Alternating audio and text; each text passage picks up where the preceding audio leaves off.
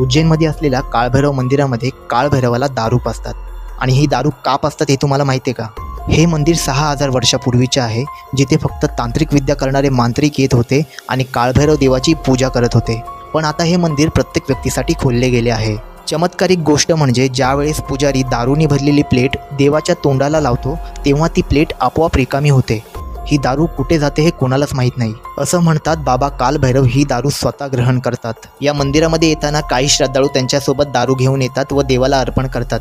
त्यांची अशी मान्यता आहे की देवाला दारू अर्पण केल्यानंतर त्यांची इच्छा पूर्ण होते. पण असं म्हणतात की देवाला दारू पाजण्याचं एकमेव कारण असं आहे की ज्या लोकांकडून दारू सुटत नाही आणि त्यांना मनापासून दारू सोडायची आहे ते लोक येऊन देवाला दारू पाजतात आणि स्वतः कालभैरव त्यांची दारू ग्रहण करून त्यांची दारू सुटण्यामध्ये मदत करतात. तुम्ही या मंदिरामध्ये जाऊन दर्शन घेतले आहे का?